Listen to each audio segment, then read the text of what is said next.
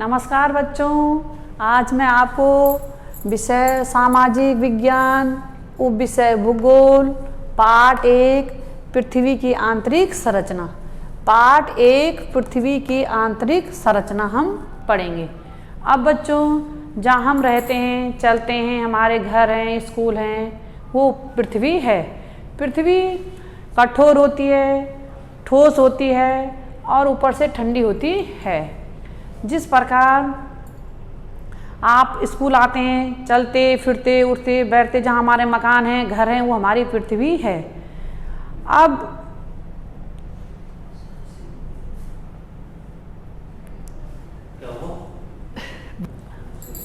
तो आज से बहुत प्राचीन समय में 500 करोड़ वर्ष पहले पृथ्वी एक धधकता हुआ आग का गोला थी और ये धधकता हुआ आग का गोला धीरे धीरे करके वायुमंडल बना।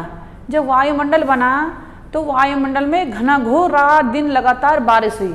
जब बारिश हुई तो पृथ्वी ऊपर से ठंडी हो गई, लेकिन ये अंदर से गर्म ही रही। यानी कि ये बहुत ही इतनी धधकता हुआ आग का गोला था कि लगातार बारिश होने के बाद भी ये ठंडी नहीं हुई। जिस प्रकार कि हम एक प्याज को लेते हैं, अगर हम प्याज को काटते हैं तो उसमें परतें आती हैं, तो इसी प्रकार पृथ्वी अंदर से इसकी कई परतें हैं। और प्याज को काटने से, जिस प्रकार हम प्याज को काटते हैं उसी प्रकार अगर पृथ्वी को काटा जाए तो उसमें भी कई परतें हैं। तो इस प्रकार हम आज पृथ्वी के बारे में पढ़ेंगे कि पृथ्वी की आंतरिक संरचना। अब पृथ्वी की आंतरिक जो संरचना है उसका हमने आपको ये चित्र बनाया हुआ है।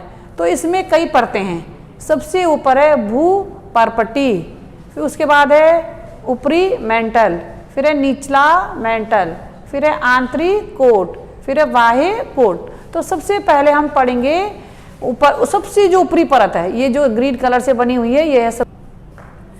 जिस प्रकार ये पृथ्वी की आंतरिक संरचना का चित्र बना हुआ है। अब जो पृथ्वी की आंतरिक संरचना है, सबसे जो ऊपरी परत है ये भू परपट्टी, ये जो हरे कलर से बनी हुई है। दूसरी है ऊपरी मेंटल, उसी के जो थोड़ा सा नीचे है, उसी के अंदर है, भू परपट्टी के बाद वाला जो अंदर का हिस्सा है, ये जो ऑरेंज कलर से बनी हुई है, ये है ऊपरी मेंटल। फिर है निचला मेंटल, उसी के जो नीचे है, ये जो गोला तीसरा गोला है, ये निचला मेंटल जो नीले कलर से है। फिर है पृथ्वी की आंतरिक संरचना, यानी कि जो नीले कलर से जो अंदर है, जो चौथा भाग है, वह है आंतरिक कोट। और फिर है बाह्य कोट, ये जो बाह्य कोट है, ये आंतरिक कोट और बाह्य दो हिस्से हैं इसके, बाह्य हिस्सा और आंतरिक हिस्सा। जो आंतरिक हिस्सा है वो बिल्कुल अंदर तक है, जो बाह्य हिस्सा है इसका ऊपरी हिस्सा है। इसी प्रकार पृथ्वी की आंतरिक संरचना है। जिस प्रकार की हमने आपको बताया कि प्याज को काटने से उसकी कई परतें होती हैं, इसी प्रकार पृथ्वी को काटने से भी इसकी कई परतें दिखाई देती हैं। तो आज हम आपको पहले पढ़ाएंगे भू परपट्टी। जो भू परपट्टी है ये पृथ्वी की सबसे ऊपरी परत है। जो ये ऊपरी परत है ये कहीं भी निश्चित नहीं है, कहीं बड़ी है कहीं छोटी, इसकी कोई आकृति नहीं है। ये विभिन्न प्रकार की है।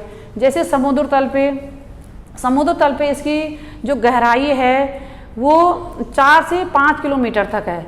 लेकिन जो महाद्वीप हैं, महाद्वीपों में इसकी गहराई जो है वो 2900-2600 के लगभग उसकी मोटाई है। और जो चट्टानों पे हैं, चट्टानों में इसकी गोलाई 1700 किलोमीटर तक है, 1700 किलोमीटर तक है। अब जो ये भूपृथ्वी है ये पृथ्वी की सबसे ऊपर है।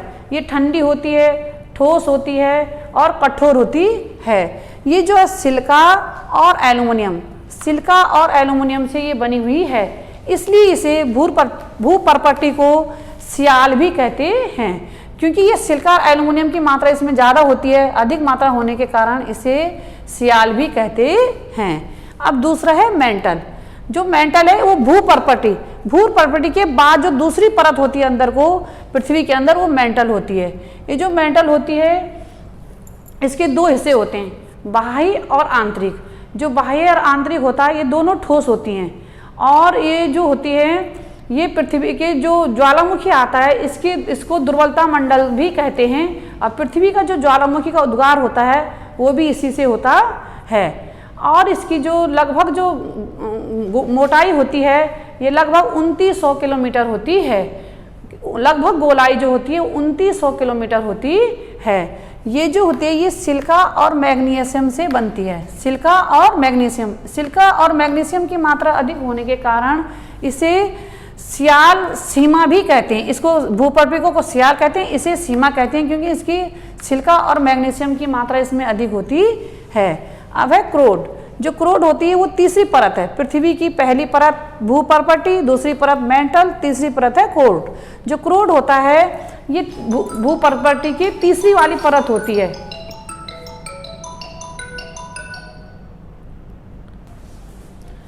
अब हमने तीसरी है आंतरिक क्रोड, यानी कि जो तीसरी परत होती है सबसे मेंटल के बाद वाली जो परत होती है वो होती है क्रोड।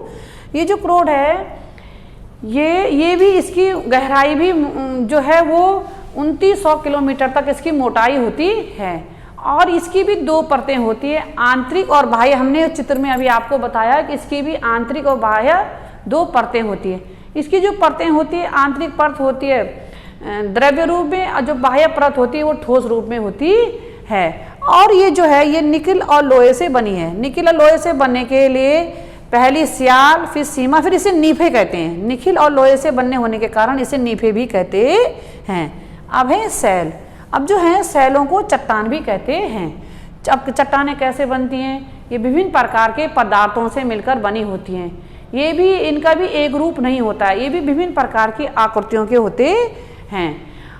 जो चट्टानें होती हैं वो भी तीन प्रकार की होती हैं। पहली चट्टान है आग्नेय सेल या आग्नेय चट्टान। ये जो होती है आग्नेय चट्टान, ये यहाँ पे आपका चित्र बनाया हुआ है आग्नेय चट्टान का। और जो ये है आग्नेय चट्टान, देखो आपको ये ग्रेनाइट, ये धधकता हुआ आग है।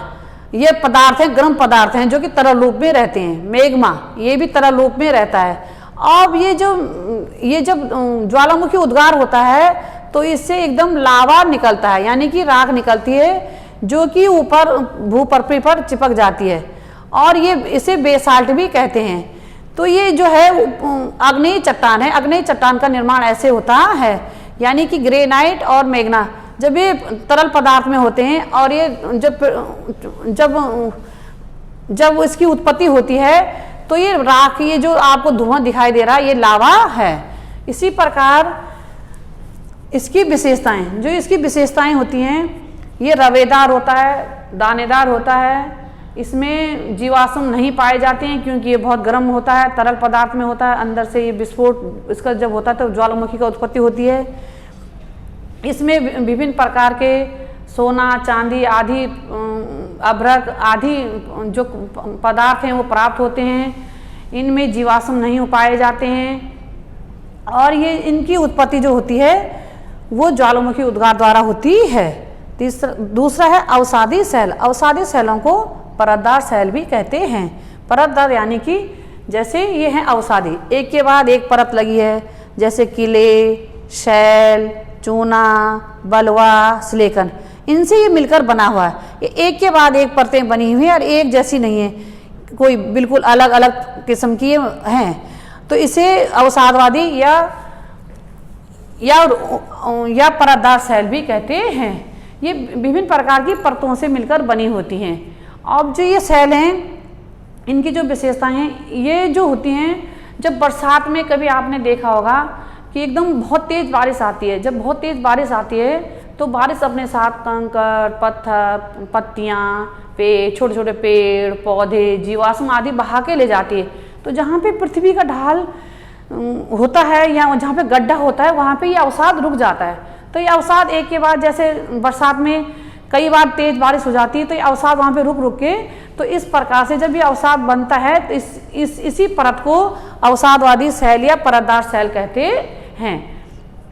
इसकी भी विशेषता इसकी जो विशेषता है, ये दानेदार और रवेदार नहीं होता है। इसमें जीवाश्म पाए जाते हैं और इसमें जो विभिन्न प्रकार के पदार्थ इसमें पाए जाते हैं और इसमें विभिन्न प्रकार के पेड़ पौधे भी उत्पन्न होते हैं।